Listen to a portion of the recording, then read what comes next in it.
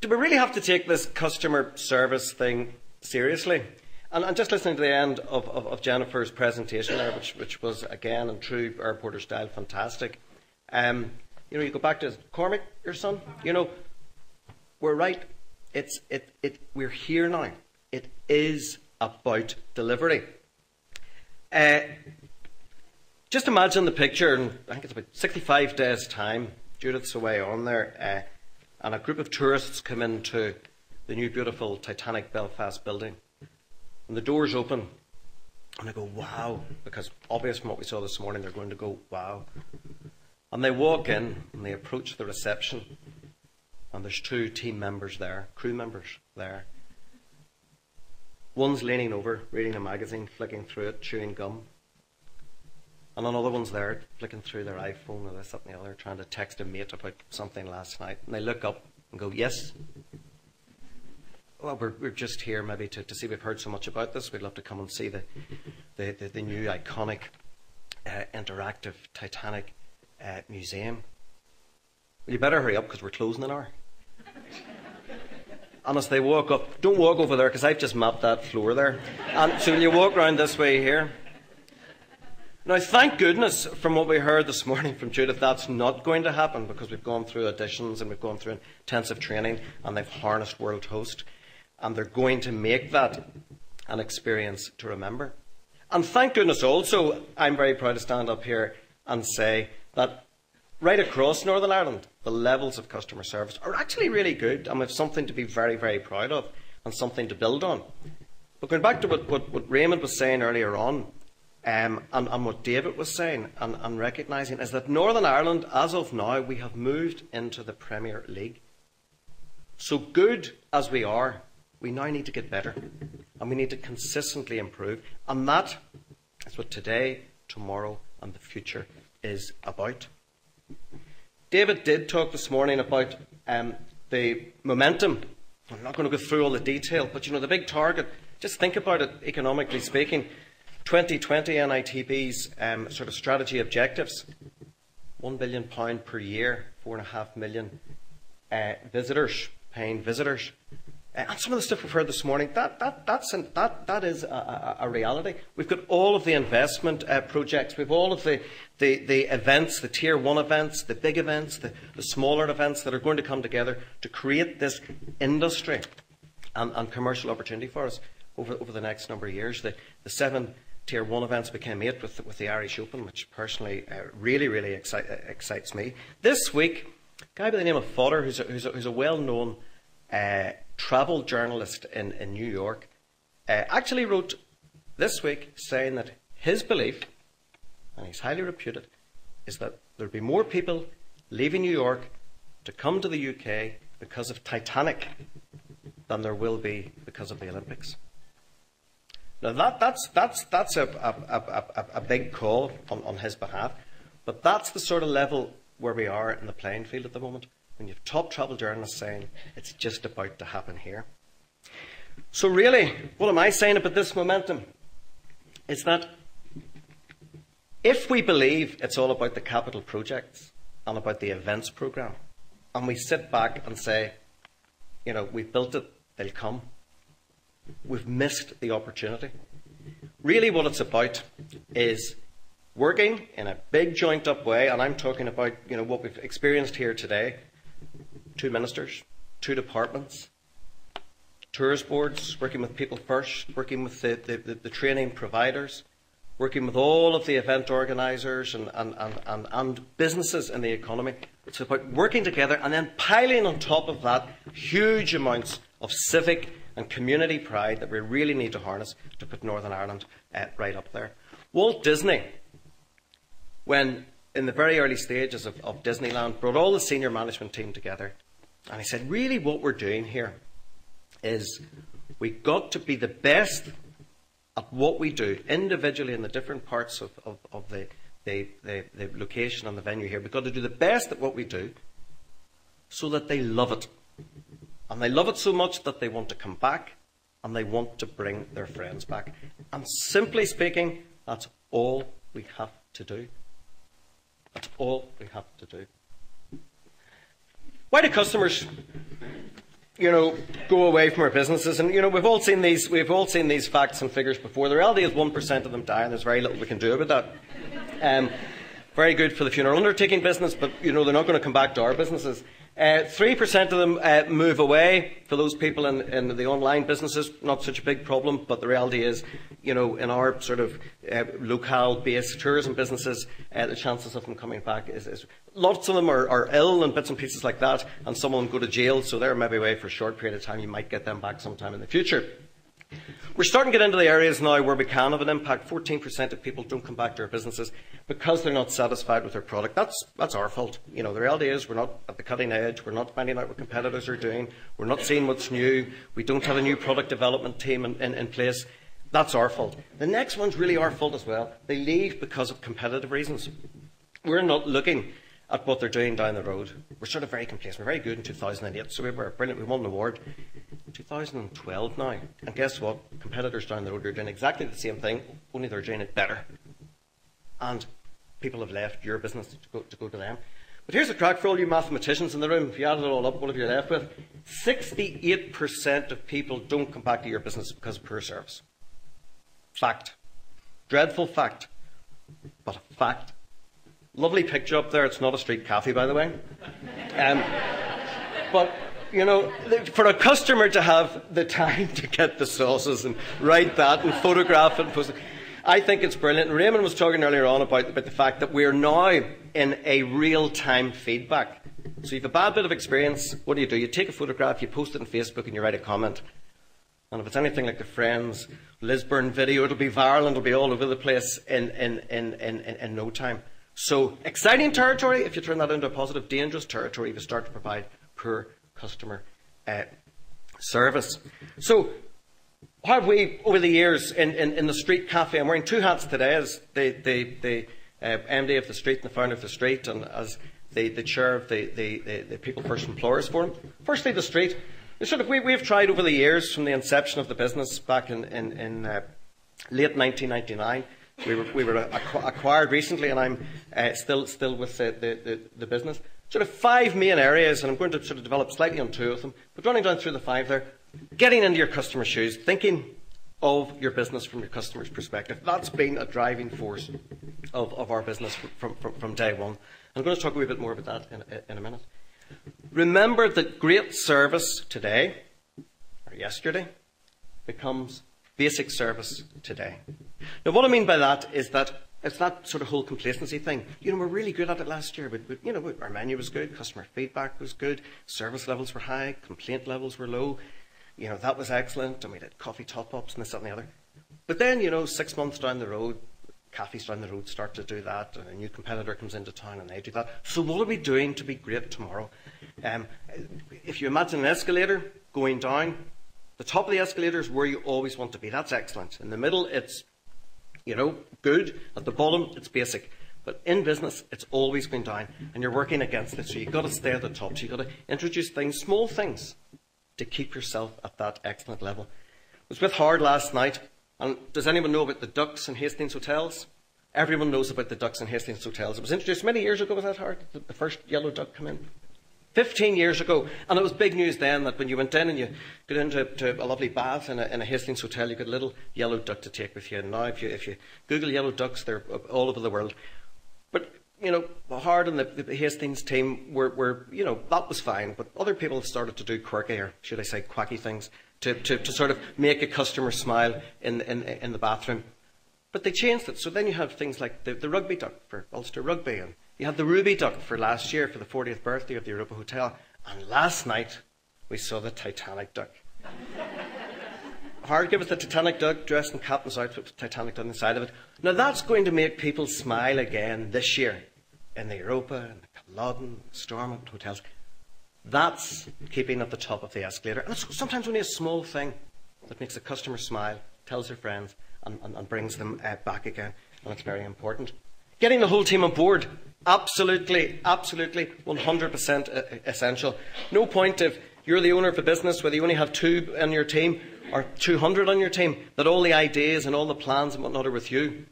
Plans are great. We have lots of planners and policy makers in this country. God only knows we do. But at the end of the day, it's about implementation. And you can only implement if the whole team is on board. I'm not going into the detail of that now, but it's been a principle that has driven us in the business right from the outset. Work towards a customer service standard. WorldHost is a customer service standard that you can implement into your business. We have our own internal customer service standard. I'm going to talk a little bit about that at the moment, and we're going to be bolting WorldHost on to the back of that. And train, and train again. You know, in the early part of our business, we became the first cafe business ever to win a UK National Training Award. We then became the first franchise business ever to win a UK National Training Award. When just prior to winning the UK National Training Award as an organic cafe business, I had accountants and bank managers pulling me in saying, "Michael, what are you doing? You're investing far too much in training. It's costing you a fortune. Cafes don't do that. They don't do that. Stop it. You're going to go bust. It's a nightmare." But you know, it was Nicky and myself. That was what we believed would bring about the eventual success of the business, and we stood by it. And the development of people is absolutely essential. So you know, if I would add anything onto that slide, it's the word train another 4 or 5 times, and train to a system. It's all right having a smile and being good at the crack, Raymond. It's a great word. I think also what you need to do on your buses is maybe have a little bit of a translation. You know, crack, mucker, dairy wan. You know, so the people leaving Belfast, by the time they get to the Glenshane Pass, they'll be able to chat to you folks up there. So you know, essentially that's what it's all about. Taking just 2 of them very, very quickly, getting into their customer shoes. Some of you in the room I know about my moment of truth when I transformed my whole approach to customer service. And I apologise if you heard the story before, but it goes back to the mid-80s when I was training as a trainee hotel manager in the London Tower Hotel. A hotel who at that stage were at the top of the escalator always in terms of customer service, in terms of IT at the time. And I was learning to be a hotel manager and going through a training management programme. And I was in housekeeping, and I was doing the housekeeping bit, cleaning bedrooms and whatnot. So I was trained to be a supervisor, and what I had to do was check a room that had been cleaned. And I had to go in and check the room. Is that me? No. I had to check the room and see was it up to Tower Hotel standard.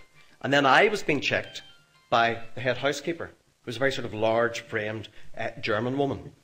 And anyway, I went into the room and I knew all the things to look for. You know, the ledge of the pictures. Was there a bit of dust up there? Was there something in behind it? She was maybe trying to catch me out there. It was perfect. I'd go in round either side, bedside tables, open it up. We would have a Gideon's Bible in each of the drawers. Is there anything in there? Because people put awful things in the insides of Bibles in hotel bedrooms. Check for it wasn't the sort of, you know, what I call the easy approach in hotels nowadays with an old quilt thrown on the top of it. We had hospital or folds on the corners of our beds and what have you. And I'm still an expert at that. Check for the hospital folds. Was a wee bit sticking out. I was going, she caught me there. Put that back in. Checked the whole room. Ticked off a few things. Happy enough. She came in and she checked around. She walked around. Typically German style. Had a look around. Checked. And she then said to me, "Michael, into the bathroom." So I walked into the bathroom. And you're all wondering why there's a toilet up there. She says, "Sit on the toilet." Now, when a large, sort of framed German woman tells you to sit in the toilet, you sit on the toilet. So I sat down on the toilet, and she says, "Look up." So I looked up.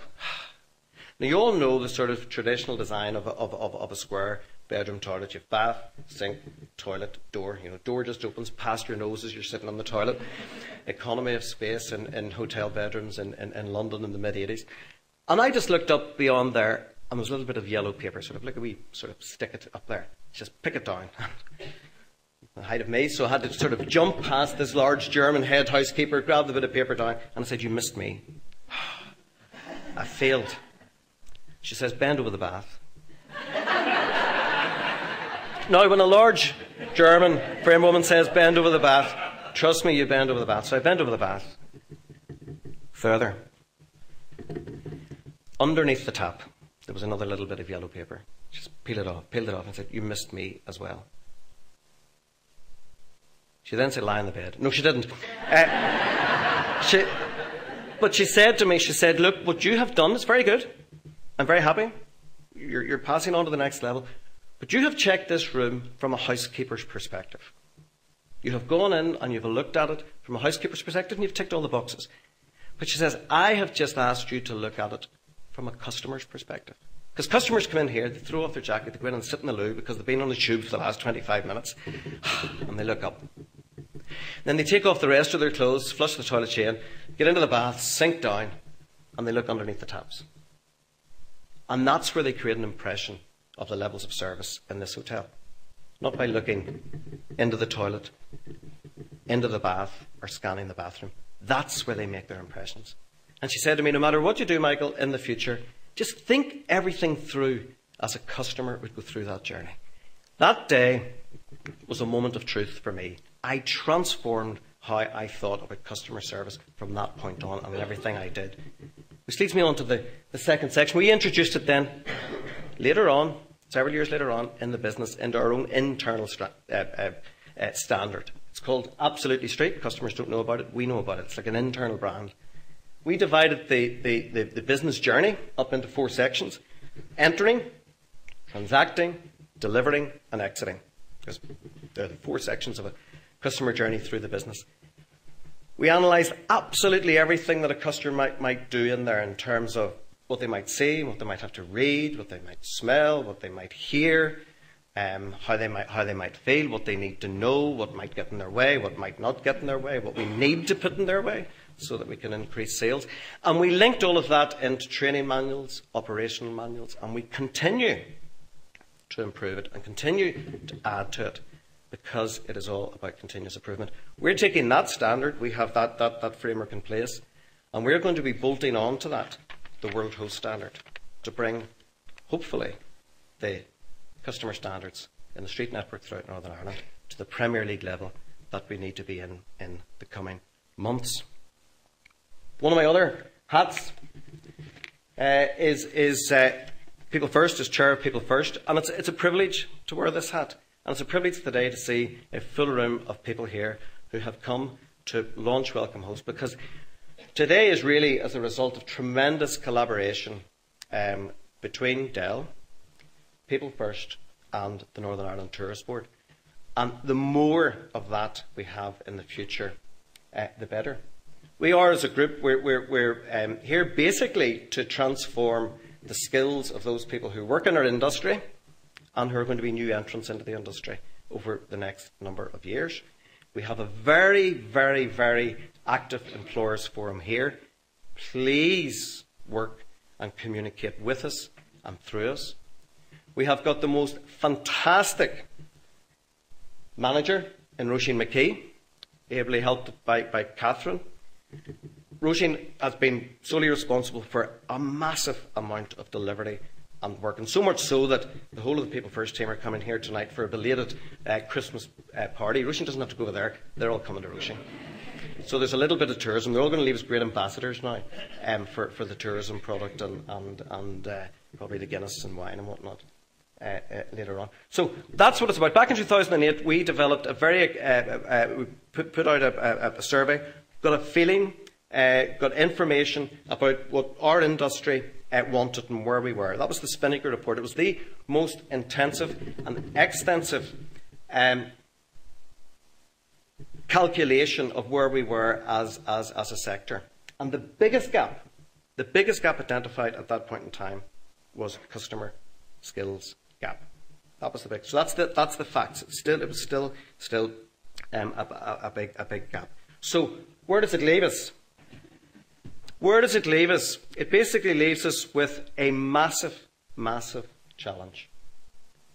Because we've got the momentum, now we have to deliver. So really what I would say is it going to be lots of one-off visitors who are going to leave here with a mediocre experience and from this wonderful platform that we have? Or is it going to be a wave, an absolute wave of what I call raving fans who are going to leave this shores having loved what they've experienced, tell their friends and come back with their friends and with their relatives to your business and my business, to your country and my country? What we have is a massive, massive, massive opportunity, and I would say responsibility, because it is our place, it is our time, and I think the massive responsibility is that when these hundreds of thousands of visitors come from now, that we make their time with us a world-class experience. Good luck. I hope you're up for it. Speak to your master trainers and get on board. Thank you.